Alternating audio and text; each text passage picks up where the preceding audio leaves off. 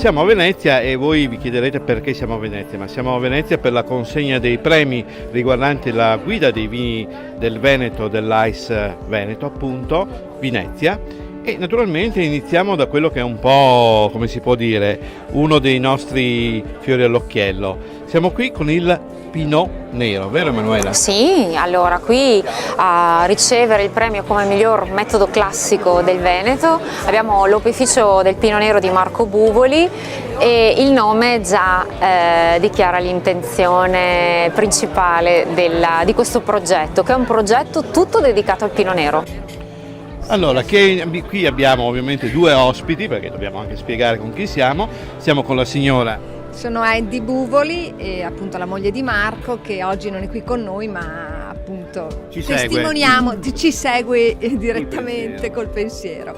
E come si diceva appunto il Pinot Nero è la sfida, è sempre stata di Marco, di mio marito, innamorato da sempre della Borgogna, dei vini francesi e di questo vitigno particolarmente attraente ma anche rischioso, se vogliamo, in un territorio come il nostro, quello veneto, dove non c'è una tradizione del Pinot Nero, ed è una sfida nata ancora nel 2001 e che negli anni sta cominciando a dare dei frutti. Questo premio oggi per noi è importantissimo perché conferma un percorso lungo e insomma anche partito da garagista, che rimane un po' l'impronta, insomma l'imprinting è quello, la produzione rimane una produzione piccola e la cosa interessante del Pinot Nero, dicevamo anche prima con Manuel, è il fatto che è un vino che può essere sia spumante sia Pinot Nero in purezza, insomma, quindi ecco, sono le due vie che in questo momento si continuano a percorrere e l'opificio del Pinot Nero appunto ha questo nome per questa ragione. Quindi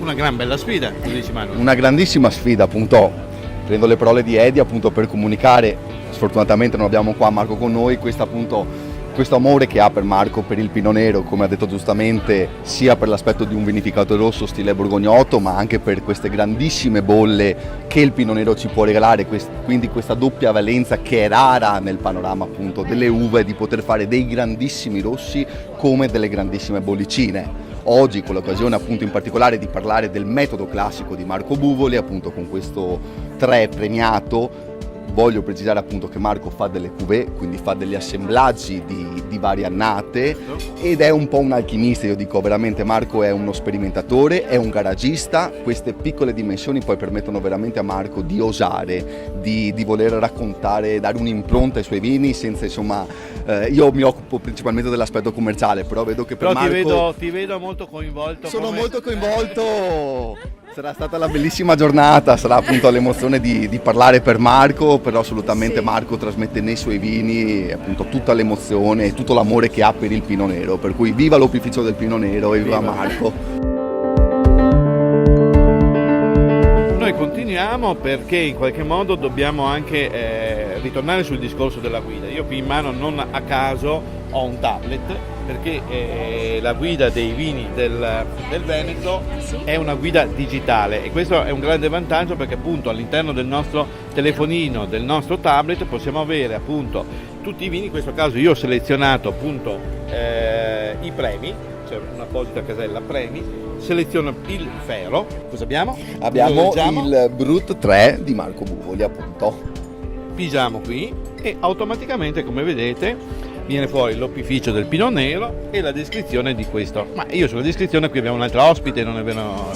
Sì, qui abbiamo il piacere di avere Serena Capuzzo, che è la referente per la delegazione di Padova della guida Venezia. Non a caso lei, perché comunque il panel che ha diciamo decretato l'assegnazione e la vittoria di questo premio si è tenuto proprio a Padova e vorrei che lei ci spiegasse come avviene questa selezione, perché è un panel un po' particolare. Serena, prima. Un po' com'è questa selezione? Perché proprio a Padova? Allora, diciamo che Padova è un po' al centro del Veneto e quindi è un po' comodo per tutte le delegazioni raggiungerci come fulcro centrale per questo panel di degustazione.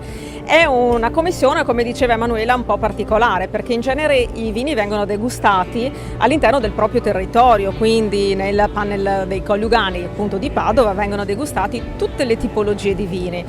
Vengono proprio lasciate da parte nel Veneto i gli spumanti metodo classico, e si fa una commissione appositamente per tutti i metodo classici appunto del Veneto. Sono diversi. Sono diversi, ed è un panel anche molto ambito da noi degustatori, perché abbiamo la possibilità comunque di mettere immediatamente a confronto il metodo classico appunto del Veneto, che in altre circostanze magari sarebbero ridotti in pochi numeri all'interno di qualche consorzio. Ecco.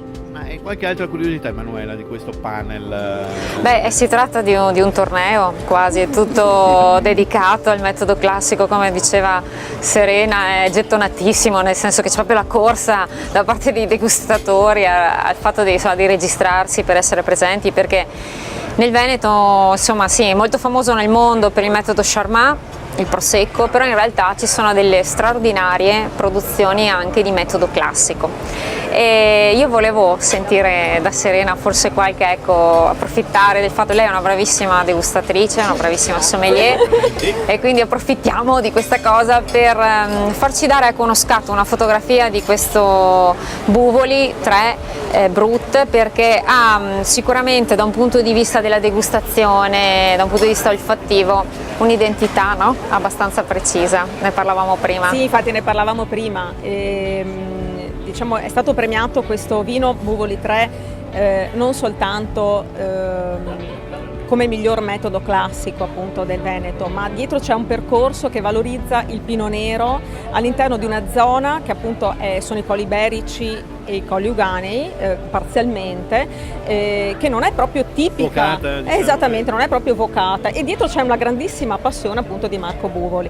E poi non soltanto appunto questo, ma anche il percorso che Marco Buvoli ha fatto fino adesso, quindi questa sperimentazione di cui parlava prima è un percorso che un po' alla volta ha portato appunto a questo premio.